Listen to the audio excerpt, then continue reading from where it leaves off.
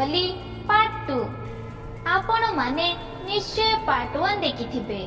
तेबे चलंतु पार्ट 2 विषय रे जानिबा। से दिन रविवार थिला। मु चंपा सह भेट करिबाकू परगछ ठाकुराणी मंदिर को जाइथिली। सेठी चंपा सह देखा हेला परे आमे दुहे केते समय बसी कथा हेलु। ता परे घर को फेरिला बेले एमाने कही पिलाटी सेठी पड़िथिबा 4 जनक सबको आंगुठी रे देखाई कहिले आमको देखिले। सेते बेले एमाने सबु मद पी माताल अवस्था रे थिले। मते देखी अमर पाखको डाकिला, किंतु मु ताको परे देखा हेबा कही चंपा सह चाली गली। किछि बाट गला परे आम गाँर जंगल पाख रास्ता पाखरे ए 4 जन आमको घेरी गले। एमानंकु एमिति देखी चंपा टिके डरी गला।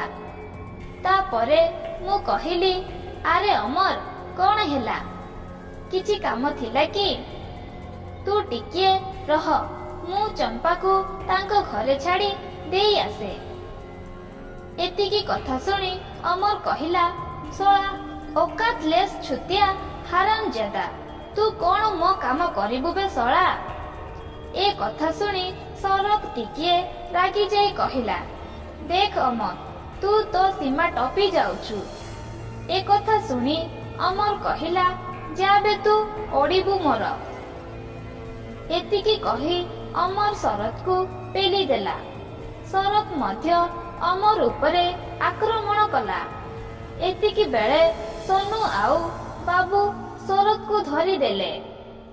अमर शरत को बंदी अवस्था रे पाई ता मुह को चापुड़ा मुक्का मारी चालिला। एतिकी बेले चंपा दौड़ी जाई अमर को अटकाइबा को चेष्टा रे ठेली देला। एथिरे अमर रागी जाई चंपा को गटे चापुड़ा मारी कहिला, बजात माइकिना मते गरम देखाउछु, रह तो गरम काढुची कही चंपा को जोर करी धरी जंगल भीतर को टाणी नेला।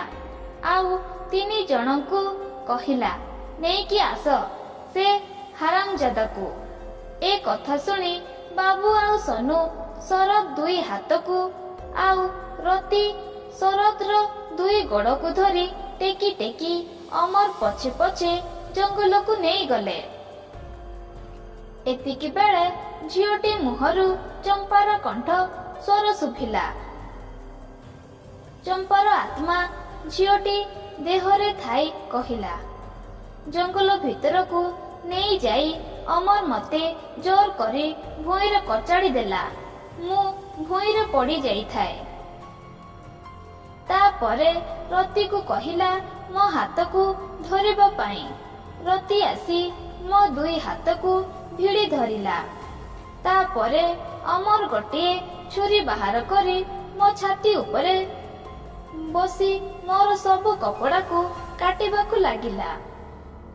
शरत बहुत नेहुरा हेला मते छाड़ी देबाकू कहिला। मु मध्य बहुत नेहुरा हेई मते छाड़ी देबाकू कहिली, किंतु ए राक्षस माने ताकू बहुत मारिले आउ मो उपरे हसिले। ता परे अमर मोर सब कपड़ा को फाड़ी मते संपूर्ण लंगड़ा करी देला। ता परे जनक परे जणे आसी मो शरीर को खिनबिन करी बलात्कार करबाकू लागिले। से माने जनक परे जणे आसी मते बलात्कार करुथिले। से कष्ट सही न पारी मु अचेत हेई गली।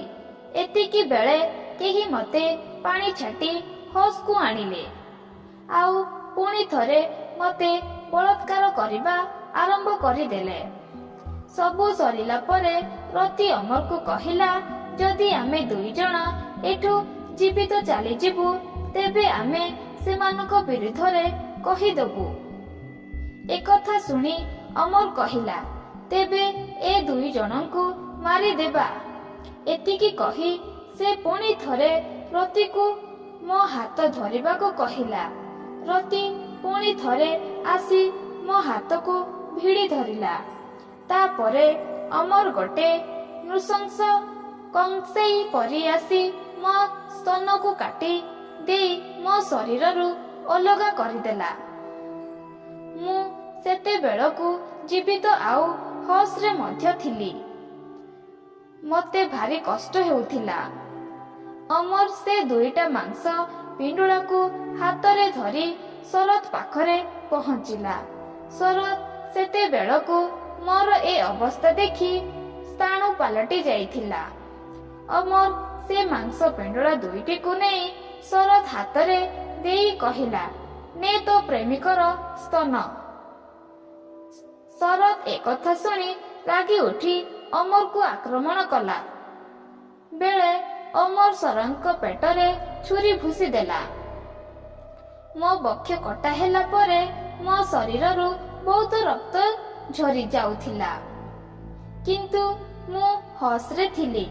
ଏତିକି ବେଳେ ବାବୁ ଗୋଟେ ମଦ ବୋତଲ ଧରି ମୋ ଯୌନାଙ୍ଗରେ ଭରି ଦେଇ ବୋତଲକୁ ଗୋଟେ ଗୋଇଠା ମାରିଦେଲା। ଆଉ ସେ ବୋତଲ ମୋ ଶରୀର ଭିତରେ ଭାଙ୍ଗି ମୋ ପେଟ ଭିତରେ ପଶିଗଲା। ଆଉ ମୁଁ ସେଇଠି ମୃତ୍ୟୁ ବରଣ କଲି। ଆଉ ମୋ ପରେ ପରେ ଶରତ ବି ମୃତ୍ୟୁ ବରଣ କଲେ। ତାପରେ ସେମାନେ ଆମକୁ ସେଇଠି ଗୋଟେ ଗଛ ମୂଳେ ମାଟି ଖୋଳି ପୋତି ଦେଲେ। ବାବା ପଚାରିଲେ, ତୁ ସତ କହୁଛୁ କି ମିଛ ମୁଁ କେମିତି ଜାଣିବି? ଏ କଥାର କିଛି ପ୍ରମାଣ ଅଛି? ଏ କଥାର ଉତ୍ତର ଦେବା ପାଇଁ ଶରତର ଆତ୍ମା ପିଲାଟି ଶରୀରକୁ ଆସି କହିଲା, ପ୍ରମାଣ ଦରକାର ଆପଣଙ୍କୁ? ତେବେ ଯାଇ ଜଙ୍ଗଲ ମଝିରେ ଥିବା ପୋଖରୀ କୂଳରେ ଯେଉଁ ବରଗଛ ଅଛି ସେଇଠି ମାଟି ଖୋଳନ୍ତୁ। ଆପଣଙ୍କୁ ସବୁ ପ୍ରମାଣ ମିଳିଯିବ। ସେଇଠି ଆମ କଙ୍କାଳ ସହ ଅମର ପର୍ସ ମଧ୍ୟ ମିଳିବ, ଯୋଉଥିରେ ତା ଫଟୋ ଅଛି। ତାପରେ ବାବା ପଚାରିଲେ, ଠିକ ଅଛି, ଏତେ ଦିନ ପରେ କଣ ପାଇଁ ତମେମାନେ ସେ ପିଲାଙ୍କୁ ମାରିଲ? ଆଗରୁ କଣ ତମକୁ ସୁଯୋଗ ମିଳୁନଥିଲା? ଶରତର ଆତ୍ମା କହିଲା, ମିଳିଥିଲା, ବହୁତ ସୁଯୋଗ ମିଳିଥିଲା, କିନ୍ତୁ ଛୁଆ ବେଳର ବନ୍ଧୁତା ପାଇଁ ଭାବିଲେ ସେମାନେ ଯାହା କରିଥିଲେ ମଦ ନିଶାରେ, ତେଣୁ ତାଙ୍କୁ ମୁଁ କ୍ଷମା କରିଦେଇଥିଲି। ଏତିକି ବେଳେ ଝିଅଟିର କଣ୍ଠସ୍ୱର ଚମ୍ପା କଣ୍ଠସ୍ୱରକୁ ବଦଳିଗଲା।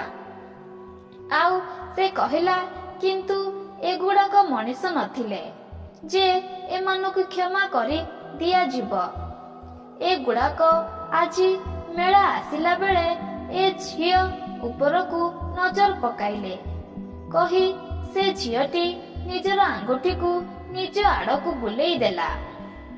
ସେମାନେ ଏ ଝିଅକୁ ଟେକି ନେଇ ଜଙ୍ଗଲ ଭିତରକୁ ସେଇ ବରଗଛ ମୂଳକୁ ଧରି ଆସିଲେ। ସେ ବରଗଛ ଡାଳରେ ଆମେ ଦୁହେଁ ବସିଥିଲୁ। ଯେତେବେଳେ ଆମେ ଦେଖିଲୁ ଏଗୁଡାକ ଜମାରୁ ବଦଳି ନାହାନ୍ତି, ସେତେବେଳେ ଆମେ ଏ ଝିଅକୁ ବଞ୍ଚେଇବାକୁ ଯାଇ ତା ଶରୀରରେ ପ୍ରବେଶ କଲୁ। ଆଉ ସେଇଠି ହିଁ ସନୁର ବେକକୁ ମୋଡ଼ି ତା ଗଣ୍ଡିରୁ ମୁଣ୍ଡକୁ ଅଲଗା କରିଦେଲି। ଆଉ ଅମର, ବାବୁ ଆଉ ରତିକୁ କହିଲୁ, ତମେ ଗୁଡାକ ସୁଧୁରିବ ନାହିଁ। ଯଦି ତମକୁ ଛାଡ଼ି ଦିଆଯିବ ତେବେ ତମେ ଆହୁରି ଅନେକ ଝିଅଙ୍କର ଜୀବନକୁ ନଷ୍ଟ କରିଦେବ।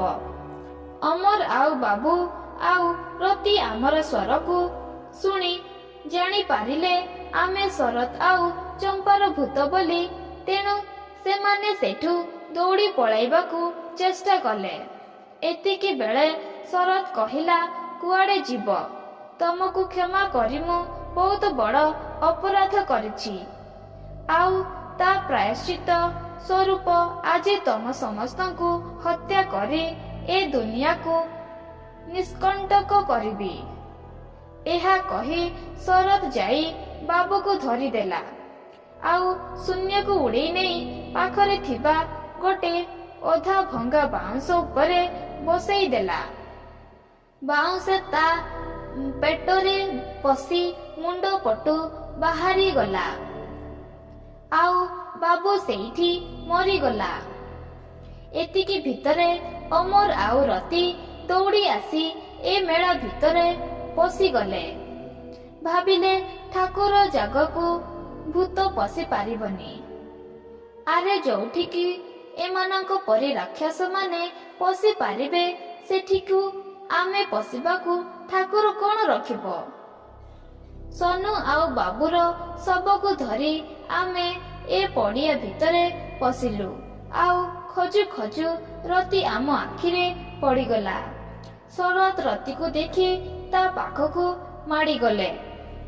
ରତି ଏ ଝିଅର ଶରୀରରେ ଶରତକୁ ଦେଖି ଡରି ମରି କ୍ଷମା ପ୍ରାର୍ଥନା କଲା। ଶରତ ତା କଥା କିଛି ନ ଶୁଣି ରତିର ଦୁଇ ଗୋଡ଼କୁ ଧରି ତା ମଝିରୁ ଛିରିଦେଲା। ଆଉ ଗୋଟେ ଫାଳକୁ ଏପଟ ଆର ଫାଳକୁ ସେପଟେ ଫୋପାଡ଼ି ଦେଲା। ଆଉ ଖାଲି ଗୋଟେ ରାକ୍ଷସ ବଞ୍ଚିଥିଲା, ଅମର। ତାକୁ ଖୋଜିବାରେ ମତେ ବେଶୀ ସମୟ ଲାଗିଲାନି। ସେ ଗୋଟେ ଠାକୁର ମେଢ଼ ପଛରେ ଲୁଚିଥିଲା। ମୁଁ ଯାଇ ତାକୁ ସେ ମେଢ଼ ପଛରୁ ଧରି ଟାଣି ଆଣିଲି। ସେ ମୋର ସ୍ୱରକୁ ବାରି ମତେ କ୍ଷମା ମାଗି ତାକୁ ଛାଡ଼ି ଦେବାକୁ ନେହୁରା ହେଲା। ମୁଁ ତା କଥା ଶୁଣି କହିଲି, ମତେ ଛାଡ଼ି ଦେଇଥିଲୁ? ମୋ ଶରତକୁ ଛାଡ଼ିଥିଲୁ? ତତେ ଜମା ଛାଡ଼ିବିନି। ଯେମିତି ତୁ ମତେ ମାରିଛୁ ତତେ ସେମିତି ମାରିବି। ଏତିକି କହି ମୁଁ ତା ପ୍ୟାଣ୍ଟ ସାର୍ଟକୁ ଖୋଲିଦେଲି। ତାପରେ ଗୋଟେ ଧାରୁଆ ଛୁରୀ ଧରି ତା ଯୌନାଙ୍ଗକୁ ଅଣ୍ଡକୋଷ ସହିତ କାଟି ଅଲଗା କରିଦେଲି। ଅମର କଷ୍ଟ ପାଇ ବହୁତ ଛାଟିପିଟି ହେଲା। ତାକୁ ଏତିକି କଷ୍ଟରେ ଦେଖି ମୋ ମନ ପୂରିଲା ନାହିଁ। ତେଣୁ ଥାଳିରୁ ଫୁଳେ ଖଣ୍ଡ ଅବିର ଆଣି ତା କ୍ଷତରେ ମାରିଦେଇ କହିଲି, ହାପି ହୋଲି। ଅବିର ଲାଗିବାରୁ ଅମରକୁ ବହୁତ କଷ୍ଟ ଓ ଯନ୍ତ୍ରଣା ହେଲା। ଆଉ ସେ ବଡ଼ ଜୋରରେ ଚିତ୍କାର କରି ମରିଗଲା। ତା ଚିତ୍କାର ଶୁଣି ମୋର ଆଉ ଶରତର ଆଖିରୁ ଲୁହ ଝରି ଯାଉଥିଲା। ସେ ଲୁହ ଦୁଃଖର ନୁହେଁ, ପ୍ରତିଶୋଧ ପୂରା ହେବା ଖୁସିର ଲୁହ ଥିଲା। ଗୋଟେ ଝିଅର ଜୀବନ ବଞ୍ଚେଇ ଥିବା ଖୁସିର ଲୁହ ଥିଲା। ଏତିକି ବେଳେ ପୋଲିସର ଜଣେ ବାବୁ ଆସି କହିଲେ, ଶରତ କହିଥିବା ଜାଗାକୁ ଆମେ ଖୋଳିଲୁ। ସେଇଠି ଆମକୁ ଦୁଇଟି କଙ୍କାଳ ମିଳିଲା। ଗୋଟିଏ ପୁରୁଷର ଥିଲା ଆଉ ଗୋଟିଏ ନାରୀର। ଆଉ ନାରୀର କଙ୍କାଳରେ ଯୌନାଙ୍ଗ ଥିବା ସ୍ଥାନରେ ଗୁଡ଼ାଏ ମଦ ବୋତଲର କାଚ ମଧ୍ୟ ପଡ଼ିଥିଲା। ଆଉ ଶରତ କହିବା ମୁତାବକ ସେଠି ଅମର ପର୍ସ ମଧ୍ୟ ମିଳିଥିଲା। ଏ କଥା ଶୁଣି ଚମ୍ପା ପୋଲିସକୁ ପଚାରିଲା, ତା ମାନେ ମୁଁ ଯାହା କହିଲି ସତ କି ମିଛ?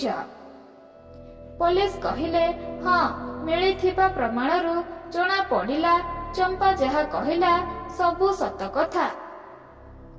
ତାପରେ ବାବା କହିଲେ, ହଉ, ଏଥର ତମ ପ୍ରତିଶୋଧ ପୂରା ହେଇଗଲା। ଏଥର ତମେ ଯାଅ, ଏ ଝିଅକୁ ଛାଡ଼ି ଦିଅ।